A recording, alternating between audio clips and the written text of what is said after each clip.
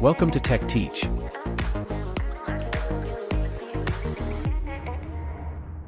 The content of module 4, that is basically the external storage memory, what different types of external memories are there. And the next topic is RAID architecture. We will be looking it out. And then the last topic will be the pipelining. So 3 different topics are there in module 4.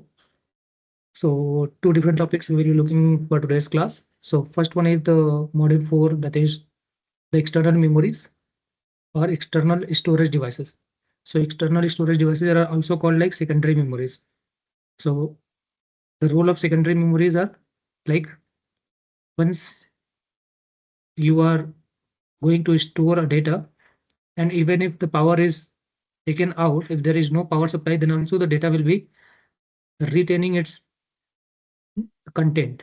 So that is called like it will be a non-volatile type of memories, and it will be such that it should be portable and its speed is low as compared to the other memories like RAM or cache memory or the registers. The lowest speed will be for the secondary memories, and it is having the lowest cost among all the memories. The cost will be less, but speed is also less. It will be portable and it will be non-volatile. Even if the power supply is lost, then also the data will remain the same. So these are the properties of secondary memories. So it is basically of 2 different types. So external storage devices are basically are of 2 types. One is the sequential access. So the devices that is basically going to have the sequential access means you should be able to access the data only in a sequence manner. We can't directly go for a random access of a data. We have to access the data sequentially. So that is the example is magnetic tape. So magnetic tapes are there. The nowadays they are basically obsolete. They are not used, but previously it was there. So it was having a sequential access type of memory devices. Then another type is direct access devices. So direct access in the sense you can go to any memory location and access the data. So that is further divided into 2 different types, magnetic disk and optical disk. So nowadays, like optical disks are also rarely used. So like CD, DVD and Blu-ray disc. So these are the optical discs. So they will be reading the data by using the optical light or even writing the data with respect to the laser light only. So these are the optical discs using the optical light to read and write the data on the disk. So nowadays that is used is the magnetic disk. So in the magnetic disk, we are having different types. So one is like for floppy disk, hard drive, or the SSD or SDD that we are having. Zip disks are there. So these are called the magnetic disk. So out of that, hard drives we are currently using, but floppy disk and zip disk are not used nowadays. So we'll be basically focusing on the hard drives only. So like how the hard drives basically works. So before that, we will be just looking it out what are the different properties of the secondary memories. So it is used to store large amount of data. So in the properties, we can include also here the larger memory size. Here the secondary memories are generally have larger memory size, like the hard drives are of TB or GBs, like 500 GB, 1 TB, 2 TB, likewise. So they are having higher memory space or size. It is non-volatile. Its large capacities are available. It is cheaper as compared to the primary memory. So as compared to the primary memories in the sense of the RAMs, it will be very much cheaper than the RAMs. So here is the different types of magnetic disks. So magnetic tapes basically. So magnetic tapes are the sequential access. So these are the magnetic tapes.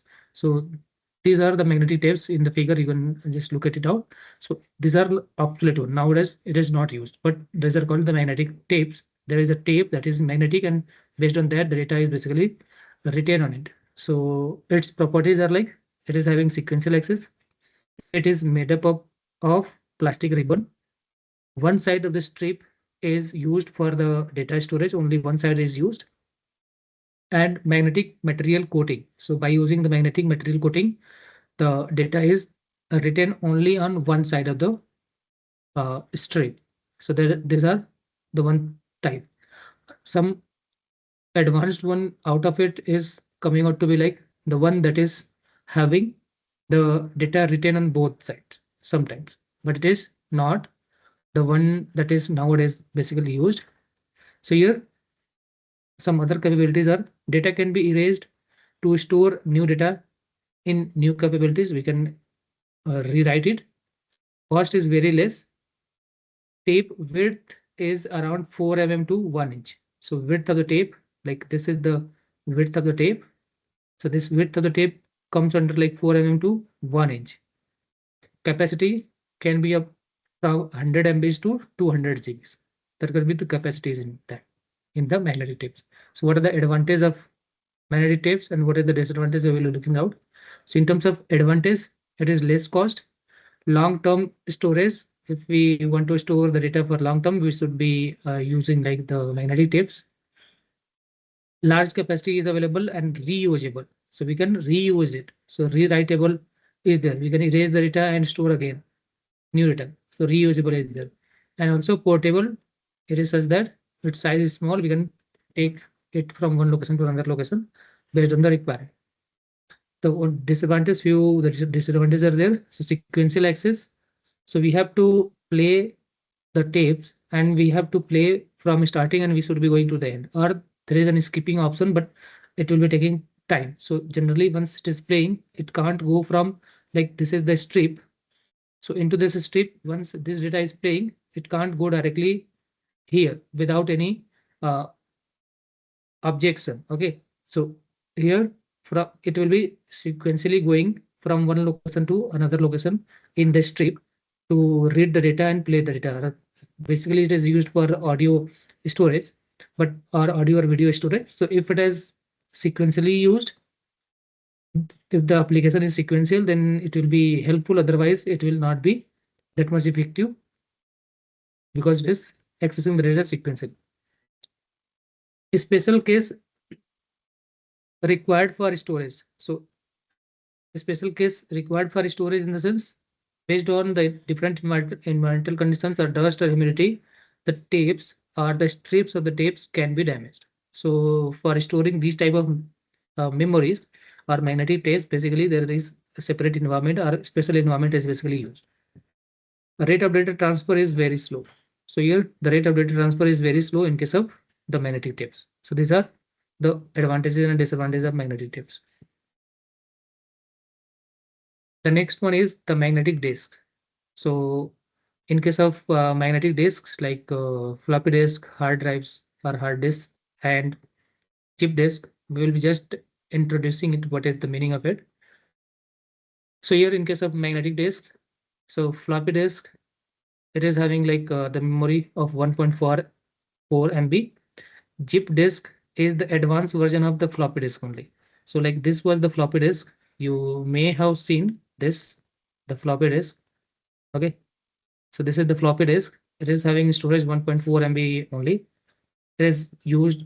It were used very in 90s and that time basically that is floppy disks were used. And advanced version of it is zip disk. So in that this is the structure of the zip disk that can be placed into a system. So what is the advantage and disadvantage, or what is the basic features of the zip disk and floppy disk we will be going to here. So a floppy disk has a magnetic coating on it that is packaged inside a protective plastic case. So it is there is a cover on it. The magnetic strips are basically placed on.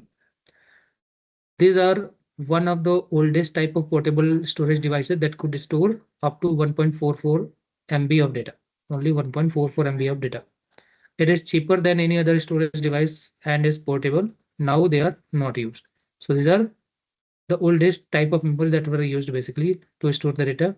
It can store up to 1.44 MB data. That is not uh, significant nowadays. There is no requirement because even if we are taking a single picture that is having more size than 1.44 MB, so that is not used nowadays.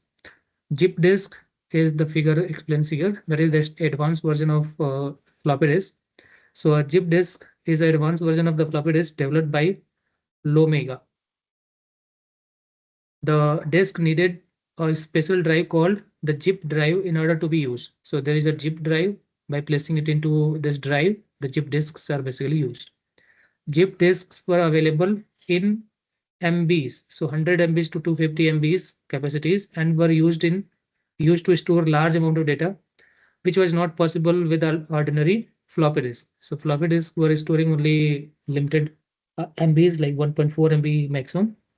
But the advanced version of floppy disk is zip disk that is stores up to 100 to 250 MB. With the introduction of better storage mediums, the zip disk became less favored and eventually disappeared from the market. So nowadays, advanced version of different memories storage devices are there, so it is obsolete. So next comes the hard drive. So in the hard drive, nowadays that is used to store the data, say, in the computer system also, and to create a backup also we use the hard drives. So in that there are, this is the basic HDD device, hard drives. So it is, hard drives are considered to be a mechanical device that stores the data in the form of magnetic uh, plates are there. So these are the plates. These plates are placed inside the box, and it is having header. This header used to read the data. Okay, so this is the structure here. So in the middle there is a spindle. With this spindle there are different plates placed. So this plater is just called, on which the data will be retained. This is the head that will be accessing the data. This head can be going to this location, to the near to the spindle, or at the end of or at the starting or most away distance from the spindle. So it can be a rotating arm. So this head is there. It is attached to a rotating arm. This arm will be rotating and head will be moving from closer to the outer, or to the inner circle to the outer circle. And here actuator axis. So this actuator axis will be moving the arms, actuator arms basically. So this is the complete system, and this is the actuator that will be providing the movement. That is the mechanical system, that is hard drives. Okay, so we will see what is this plate is about, because this plate is all about the hard drives, that is basically storing the data. So this plate into a hard drive is divided into different areas. So what are that areas? So first of all, there will be multiple plates here. Multiple plates will be there attached to this spindle. In the middle, there will be spindle with this that support. There will be multiple plates. Each plate will be having different areas. So how the areas are defined? So this is called, this red one is basically called a sector. So this is a disk sector. So one sector. This is another sector. Another sector.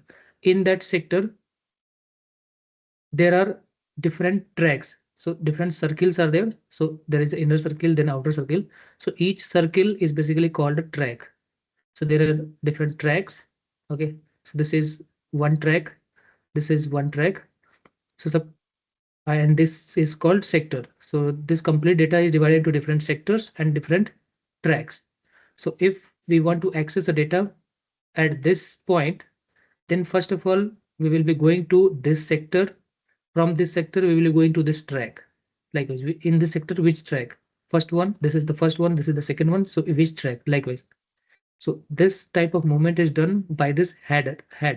So this head will be pointing either to this location or this location. So that is basically powered by this actuator. Actuator will be placing the head to read the data at that location. Okay, so here we will be going to see different points about the hard drives also. So what type of head motion is basically supported here? Fixed head motion means if head is constant, the disk will be moving, or one per track. So there will be a head that will be fixed. So different tracks are there. So suppose two tracks are there. So there will be a head, and there will be an arm. There will be two heads. So each track will be having one head. So that is called the fixed type of head. Another one is movable head. If there is a movable head, then for complete surface, there will be only one head. Like this, only one head is there. Okay, so only one head, it will be moving to and from, like inner to the inner circle, or to the inner track or the outer track.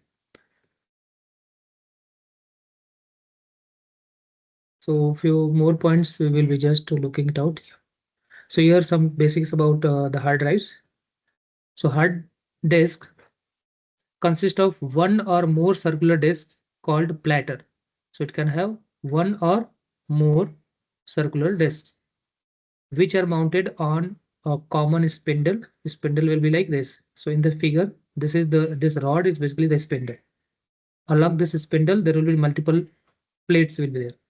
Okay. Each surface of a platter is coated with a magnetic material. So there is a plate, there is a upper circle and lower surface. So both the surface can store the data. So if both the surface can store the data, both the surface will be coated with a magnetic material. So this magnetic material will be used to store the data basically. Both surfaces of each disk are capable of storing data except the top and bottom disk where only the inner surface is used. Means this is the top plate and this is the bottom plate. So bottom plate outer surface will not be having any data. This is the top plate. The outer surface of the top plate will not be having any data. It is basically explained. The information is recorded on the surface of the rotating disc by magnetic read and write heads. So read and write heads are there. So the heads that are there. So this is the head. So this is the arm basically. This is the boom with attached arm, and this attached arm is having head. So for each surface, so this is the disk. It is suppose the data is written on the top as well as the bottom plate. So for both the surfaces, there will be a separate head attached to it. These heads are joined to a common arm known as the axis arm. So this is the arm. So this is the axis arm basically.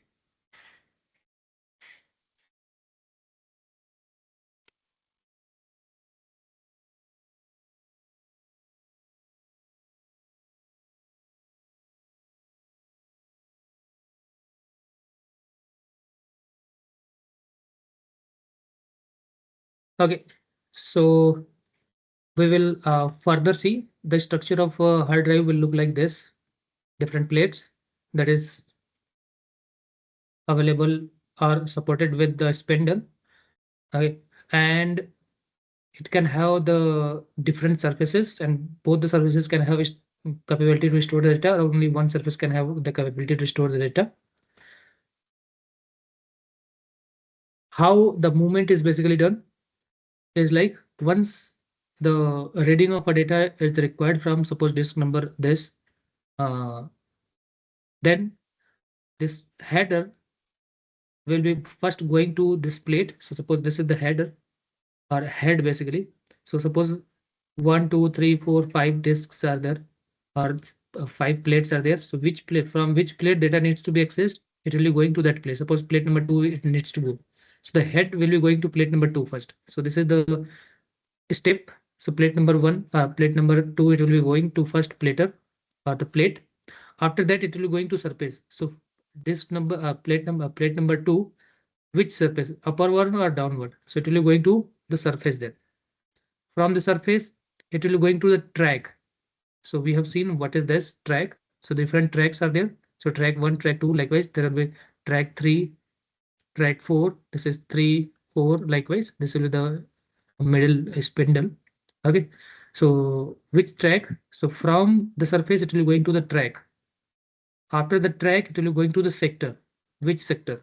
So into the track, there are different sectors. So which sector it needs to go? Likewise, it will be deciding to go into the sector.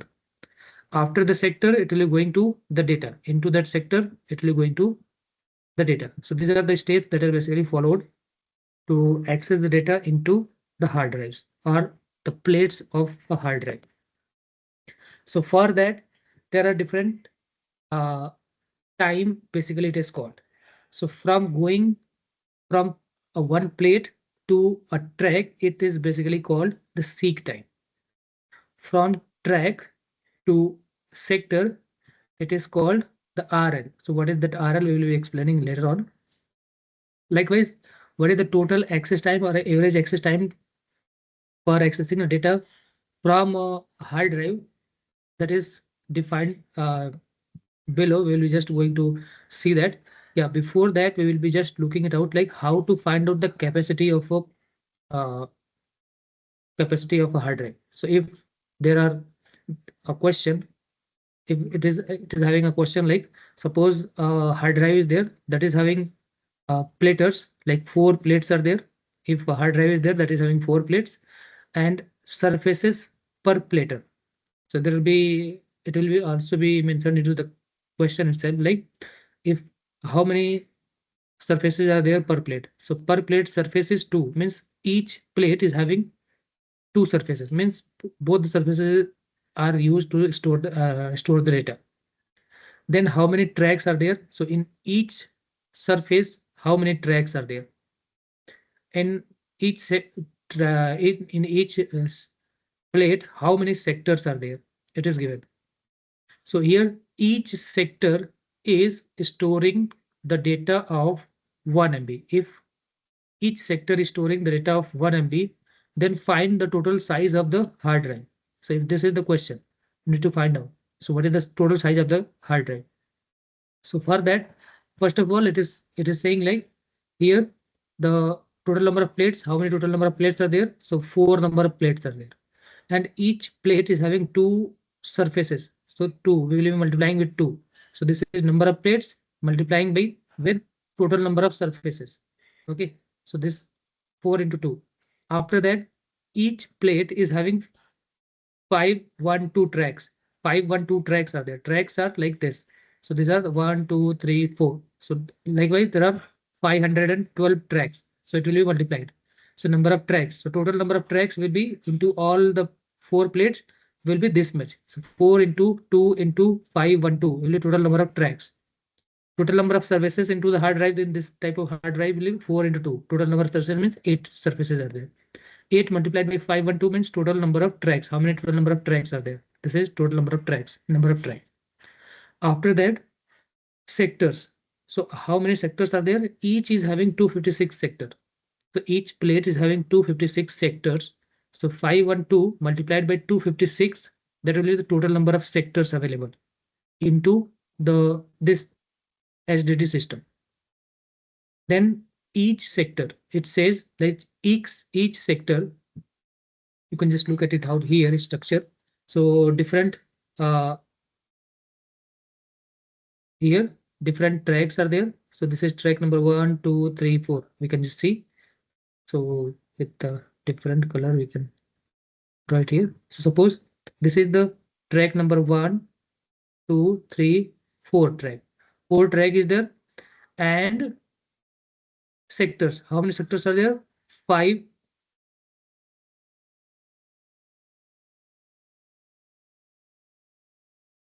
Yeah. Sectors. How many sectors? 5 to 6. 5 to 6 means this is the sector. This is the sector. Okay, so this is one sector, second sector, third, fourth, likewise. So different sectors are there. Or it this one is the sector. So this is the sector. So this sector will be multiplied by uh, the tracks. How many tracks are there? So that becomes total number of sectors basically. It's like this is one sector, sector one.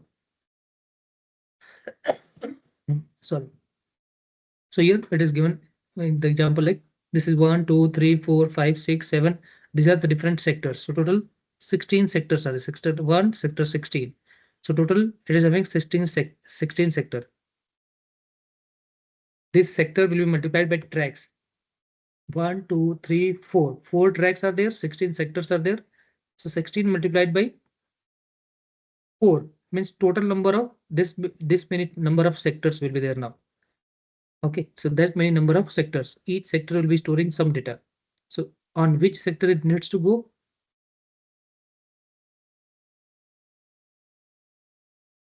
On which sector it needs to go, that will be decided. So likewise, it says how many sectors are there, and after that it says like each sector is having 1 MB of data. So each sector is having 1 MB means this is the sector. This small portion is having 1 MB of data. Then what could be the total number of data? So that will be like how we need to finally find how many sectors are there, total number of sectors, then multiplied by 1 MB. So this will be providing the total storage capacity of the hard drives. So we can just multiply it, and it could be coming out to be 2 to the power 40 byte, or we can say like 1 TB. So 1 TB will be the storage. 1 TB will be the storage of the hard drives basically. So this is how the capacity of the hard drives are basically calculated. So I hope you have got the basic idea. Yeah, next we will be understanding is how to find out the disk access time. So to find out disk access time, what are the different times or the parameters that are basically defined? So in that there is a seek time, there is a rotational time, there is a rotational latency and transfer time. So what are these times? We will be just going to see. So seek time, that is the time taken by the read or write head to reach the desired track. So suppose the track is available at this location and data needs to be read at this point. So this head should be going to here, and this disk will be rotating. So the time taken to move this head from initial position to the position where from where the data needs to be uh, read or write. We should be writing or reading the data from the location. So that is basically called seek time. Seeking of head or moving of head from the original position or whatever position it is there to the position where the data is available. This is what called the seek time. Then next one is rotation time. So it is the time taken for one full complete rotation of the disk or plate. So if a disk completely rotating for 360 degrees, so what is the time taken to rotate the disk for 360 degree? That is called rotation time. Another one is called rotational latency. So it is the time taken to reach the desired sector. So means half of the rotational time. So it is like, if we can see, if suppose this is the total 360 degree. So to rotate the rotational time. Okay, so rotational time is suppose 5 minutes or suppose 50 minutes, means from here to complete a rotation and then coming back here. That is the 50 minute. Okay. Or after taking one rotation, it is coming back here. So it is taking 50 minutes. Then what is the rotational latency? So rotational latency will be half of it. Means suppose uh, rotational latency means if this is the data is available here. Okay. So this data is available here. So either this plate rotates to, this is the head position, suppose this data is available. So either this disk can rotate this way and come to this head position, or it can come from here to here. So which one is less? So this one is less. So less time, whatever the less time is there, that should be considered here. Okay. So for one rotation is just 15 minutes. So rotational latency, what is the time for the rotational latency? What is the time basically? So that is it is the time taken to reach to the desired sector. So what is the time taken to reach the desired sector? That is the rotational latency, that maximum that can be half of the rotational time. So here half of this 50 could be the maximum, but it will be less than or equal to 50, half of the 50. So that is what it is given here. Yeah, the next one is the transfer time. So data to be transferred, or what amount of time it will be taking to transfer the data from that particular location. So data rate or transfer rate, we basically call it either data rate or transfer rate. So what is the transfer rate? So transfer rate is number of heads into capacity of the track into number of rotations in 1 second. So this is basically called the data rate. So means number of rotations in 1 second. So per second, how many times it is rotating. Okay. And what is the total capacity of the track and total number of heads. So our total number of heads are number of surfaces basically. So number of surfaces, capacity of one track, means capacity of one track in the sense this one, the last one, capacity of one track here. Okay, and then what is the number of surfaces and multiplied by the rotations per second. Generally, it is asked like what is the disk access time. So disk access time here is basically called the seek time plus rotational latency plus transfer rate or transfer time basically. Some other are also there, but that are basically skipped, like controller time, what is the queue time or wait time. So for basic understanding, we generally say like seek time and rotational latency and the transfer time. These are the three parameters that will be affecting the disk access time. This is all about the hard drives. The next is optical discs. So in optical discs, we are having CD, DVD, and Blu-ray discs. So nowadays also the Blu-ray discs are generally sometimes used. Even the CDs are sometimes used, but very rare. So CDs are the one that is having the capacity of 700 MBs, and DVDs are having like 4.7 GB to 18 GB type of DVDs are there. Blu-ray discs are basically used to store the data. That is high definition audio and video data that is basically are there. So it can be, its capacity can be varying between 25 to 200 GBs. Okay. So the discs we already know like what is the optical discs are looking like. So you might have already seen that what type of series are there. Okay. So spiral tracks are there, only one layer, one long spiral tracks are there. So only one side of the series is basically readable or writable.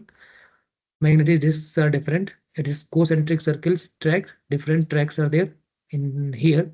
Here only one long spiral track is there, means here there is a circular tracks, different tracks. Here only one track is there in series basically or optical discs basically. It is like starting with here, it is continuous track that is there to the outer side. This is the optical disc. This is the magnetic disc where the different circles will be there. CD are of different types: CD-ROM, CD read and write, CD rewritable. So likewise, you might be knowing that. So CD-ROM is only readable, can't be written again. CD-RW is there, means read and write as many times you want.